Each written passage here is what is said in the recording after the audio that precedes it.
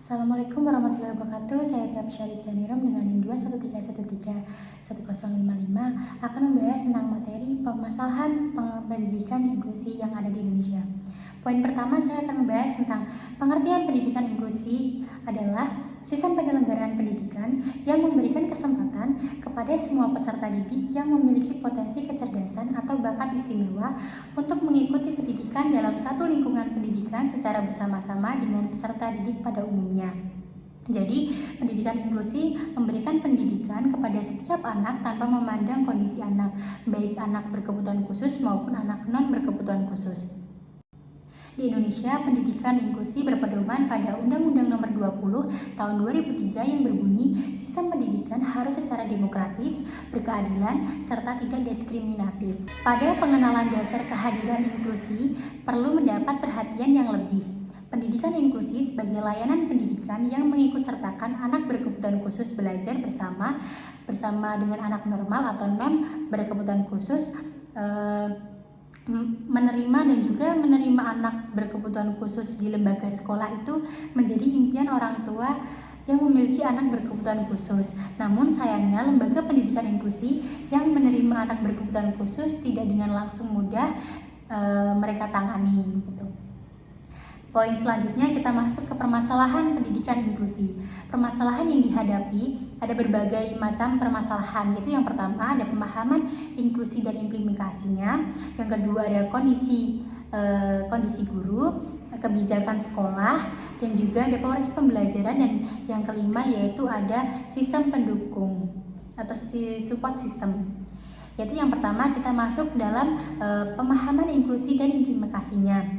Yaitu yang pertama, pendidikan inklusi bagi anak berkebutuhan khusus belum dipahami sebagai upaya peningkatan kualitas layanan pendidikan. Pemahamannya masih sebagai upaya memasukkan anak ke sekolah reguler dalam rangka mempermudah akses pembelajaran anak. Padahal jika hal ini terbalik, maka hal ini menjadi permasalahan pada pendidikan inklusi karena sudah perbedaan antara pemahaman.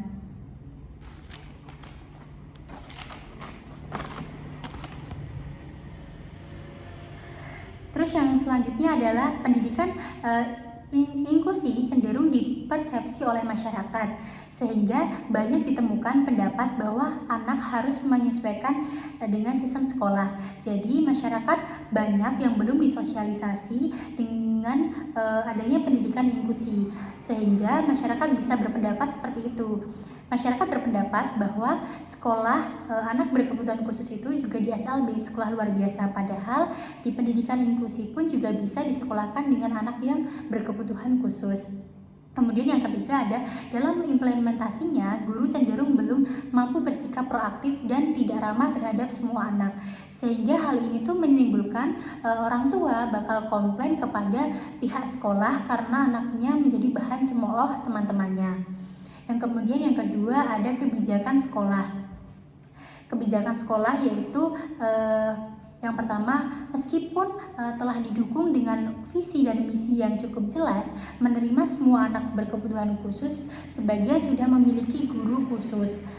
Nah, kebebasan guru untuk mengimplementasikan pembelajaran yang lebih inovatif dan kreatif cenderung belum didukung dengan koordinasi dan tenaga profesional. Maka hari ini juga menjadi penghambat atau permasalahan pendidikan inklusi karena juga tidaknya adanya dukungan tenaga profesional dan juga koordinasi. Yang kemudian ada kebijakan sekolah yang kurang tepat, yaitu guru kelas tidak memiliki tanggung jawab kepada kemajuan belajar anak berkebutuhan khusus.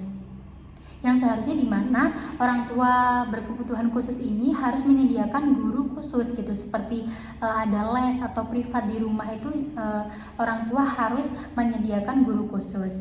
Yang ketiga ada proses pembelajaran, yaitu yang pertama, proses pembelajaran belum dilakukan dalam bentuk team teaching atau tidak dilakukan secara koordinasi. Terus yang kedua ada guru cenderung masih mengalami kesulitan dalam merumuskan kurikulum, menentukan tujuan, dan juga metode. Dan yang ketiga ada masih terjadi kesalahan praktek bahwa target kurikulum anak berkebutuhan khusus sama dengan siswa lainnya.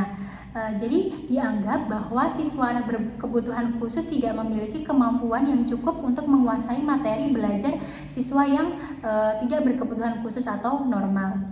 Yang keempat ada karena keterbatasan fasilitas sekolah. Pelaksanaan pembelajaran belum menggunakan media dan lingkungan yang beragam sesuai dengan kebutuhan anak juga belum tersedia. Yang keempat ada kondisi guru. Yang pertama, belum didukung dengan kualitas guru yang memadai. Guru kelas masih dipandang belum peka dan proaktif terhadap anak. Yang kedua ada keberadaan guru khusus masih dinilai belum sensitif dan proaktif terhadap permasalahan yang dihadapi anak berkebutuhan khusus. Yang selanjutnya, yang kelima, yaitu sistem dukungan. Yang pertama, belum didukung dengan sistem dukungan yang memadai.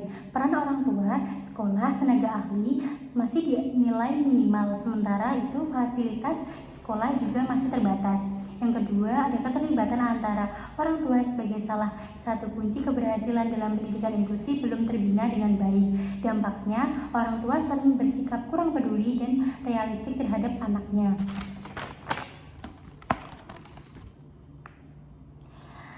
Poin yang selanjutnya yaitu mewujudkan pendidikan inklusi. Merujuk pada tumpukan masalah sebagai akibat adanya program pendidikan inklusi, ada beberapa poin yang harus diperbaiki oleh kurikulum pengembangan pendidikan serta pengawasan untuk pendidikan anak berkebutuhan khusus di Indonesia.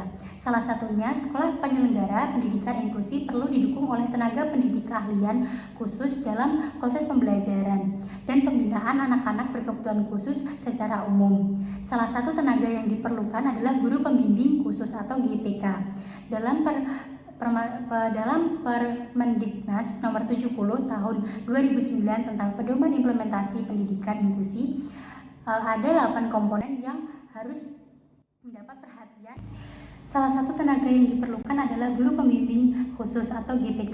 Dalam Permendiknas nomor 70 tahun 2009 tentang pedoman implementasi pendidikan inklusi, ada 8 komponen yang harus mendapat perhatian. Sekian dan terima kasih. Wassalamualaikum.